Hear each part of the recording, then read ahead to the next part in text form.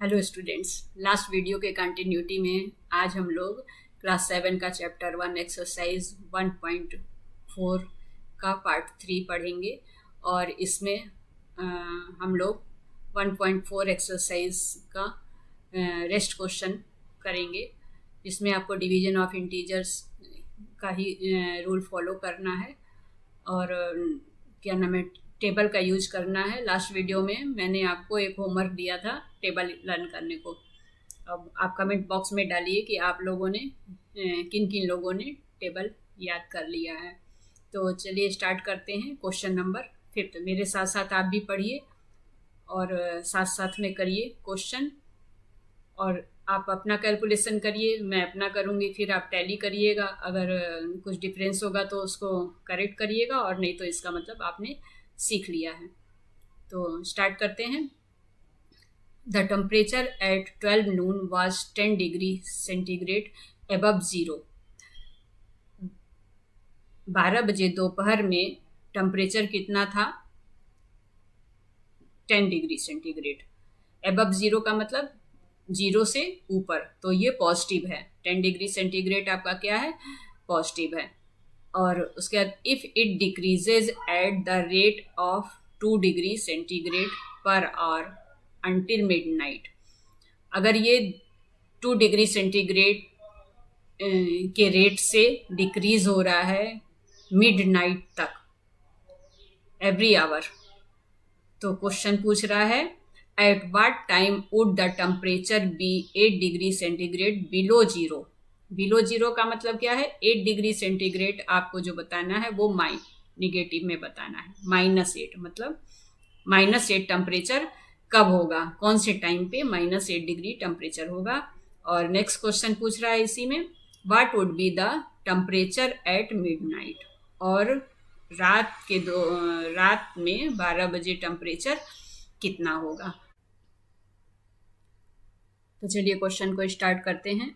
और यहाँ पर मैंने एक छोटा सा डायग्राम बनाया है, जिससे आप बहुत ईजिली आंसर को फाइंड कर सकते हैं। तो 10 डिग्री सेंटीग्रेड कब था? 12 नून पे था। 12 बजे दोपहर में टेम्परेचर कितना था? 10 डिग्री सेंटीग्रेड। अब ये डिक्रीज हुआ, 2 डिग्री सेंटीग्रेड डिक्रीज हो गया। और कितना डिक्रीज हुआ? 2 डिग्री सेंटीग्रेड। और कितना टाइम लगा डिक्रीज होने में? 1 आवर। तो 1 PM पर ये 1 आवर टाइम लिया डिक्रीज होने में, तो 1 PM पे 8 डिग्री हो गया। अब इसी तरह से फिर 2 डिग्री टेम्परेचर डिक्रीज हुआ और फिर 1 आवर टाइम लिया,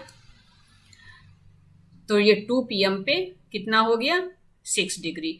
फिर 4 डिग्री हो गया, फिर 1 आवर टाइम लिया, फिर 2 डिग्री हो गया, फिर 1 आवर टाइम लिया, मतलब 3 PM पे 4 डिग्री सेंटीग्रेड और 4 PM पे 2 डिग्री सेंटीग्रेड। और फिर ये 2 डिग्री टेम्परेचर डिक्रीज हुआ। सब जगह आपको ऐसे ही लिख लेना है, अपनी कन्वीनियंट जैसे आपको सुविधा हो। तो फिर 2 डिग्री ये डिक्रीज हुआ और 0 डिग्री पर पहुंच गया। और टाइम कितना लिया? 1 आवर। और हमारा क्लॉक के हिसाब से क्या टाइम हुआ? 5 PM। 5 PM पे टेम्परेचर कितना हो गया? 0 डिग्री सेंटीग्रेड। अब 0 के बाद जब डिक्रीज होगा तो ये किस में जाएगा? माइनस में जाएगा। तो ये हो गया -2 डिग्री सेंटीग्रेड 6 PM पर। ठीक है।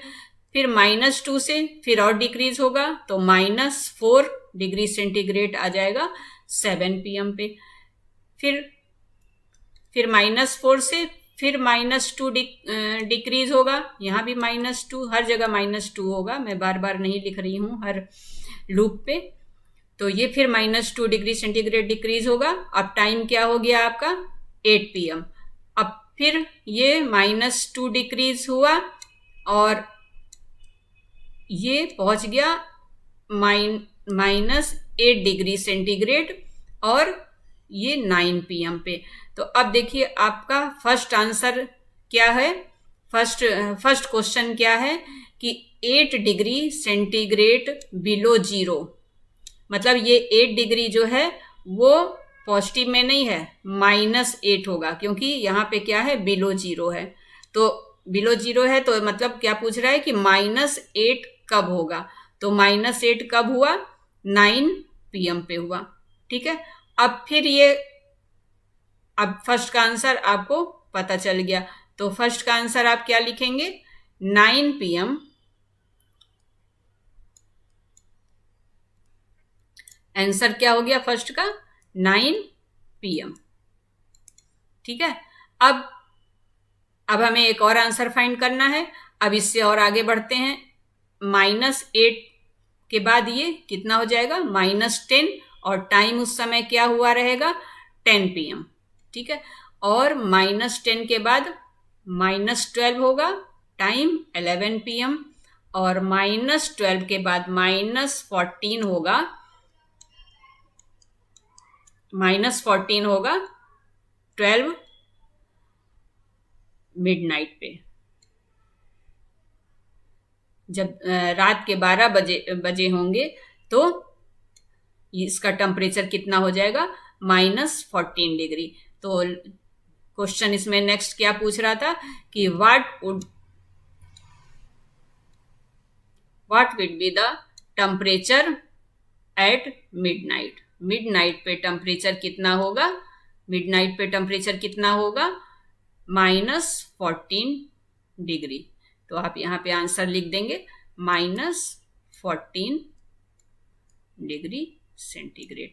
तो इस तरह से आप डायग्राम से विदाउट कैलकुलेशन आप आंसर फाइंड कर सकते हैं, और अगर आपने डायग्राम बना दिया तो आपको कैलकुलेशन करने की कोई जरूरत नहीं है।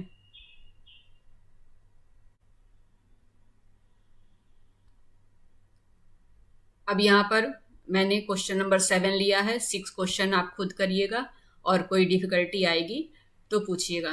तो चलिए क्वेश्चन पढ़ते हैं। An elevator descends into a mine shaft at the rate of 6 metre per minute. एक एलिवेटर है जो एक माइन में नीचे जा रहा है 6 मीटर पर मिनट के रेट से। If the descent start from 10 meter above the ground level, how long will it take to reach -350 metre. अब हमें क्या फाइंड करना है, हाउ लॉन्ग का मतलब टाइम फाइंड करना है। क्या फाइंड करना है, टाइम, कि कितने टाइम में एलिवेटर -350 मीटर नीचे जाएगा। यहाँ पे हम स्टार्ट ग्राउंड के, यहाँ पे मैंने एक डायग्राम बनाया है जिसमें ग्राउंड के ऊपर 10 मीटर एलिवेटर स्टार्ट कहाँ से हो रहा है, यहाँ से। अब यहाँ से स्टार्ट होके एलिवेटर कहाँ तक जाएगा, ग्राउंड के नीचे 350 मीटर। ये माइनस केवल ग्राउंड के नीचे के लिए साइन दिखाया है, वैसे ये डिस्टेंस है, इसमें डिस्टेंस में साइन की जरूरत नहीं है, लेकिन केवल हम ग्राउंड के नीचे एक बार ऊपर की बात कर रहे हैं और एक बार नीचे की बात कर रहे हैं। तो ऊपर वाले डिस्टेंस को 10 मीटर प्लस पॉजिटिव साइन से लिखा नहीं है, लेकिन ये 10 मीटर पॉजिटिव हो गया अगर ग्राउंड के ऊपर है, और ग्राउंड के नीचे जो है वो 350 मीटर है, तो इसलिए इसको माइनस साइन से यहाँ पे शो किया गया है।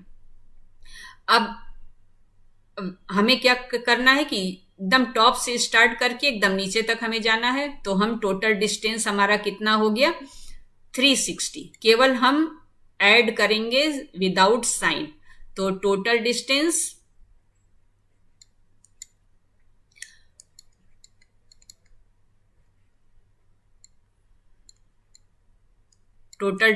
इक्वल टू 10 प्लस 350, ये कितना हो गया, 360 मीटर। और स्पीड क्या है, speed equal to 6 metre per minute, मतलब 1 मिनट में 6 मीटर एलिवेटर नीचे जाता है। अब एक फॉर्मूला आपने पढ़ा होगा, स्पीड इक्वल टू, ये फॉर्मूला बहुत काम आता है, speed equal to distance upon time. Distance upon time, हमें टाइम फाइंड करना है। तो यहाँ से हम टाइम का फॉर्मूला बना लेंगे। तो टाइम इक्वल टू क्या हो जाएगा, time equal to distance upon speed. ये स्पीड इधर आ जाएगा और टाइम उधर चला जाएगा, तो डिस्टेंस अपॉन स्पीड। ठीक है, अब इसी में आप वैल्यू रख दीजिए, हमें कुछ भी कन्वर्ट करने की जरूरत नहीं है, जो जिसमें हम वैल्यू रखेंगे उसी में आंसर आ जाएगा। तो यहाँ पे डिस्टेंस कितना है 360 मीटर और हमारा स्पीड क्या है 6 मीटर पर मिनट। अब देखिए ये भी मीटर में था, ये भी मीटर में था, इसलिए हमें कन्वर्ट करने की जरूरत नहीं है और हमारा आंसर किस में आएगा, मिनट में, क्योंकि मीटर मीटर कैंसिल हो जाएगा। अब ये कैंसिल हो गया, 6 6 जा और 0 और ये हो गया 60 मिनट। ठीक है, 60 मिनट का मतलब 1 आवर। ठीक है, तो ये हो गया आपका 1 आवर टाइम लगा एलिवेटर को ग्राउंड के ऊपर से 10 मीटर ऊपर से लेके और नीचे तक आने में एलिवेटर को कितना टाइम लगा, 1 आवर। तो यही इस क्वेश्चन में पूछ रहा था और आपने बहुत इजीली इसको सॉल्व कर लिया।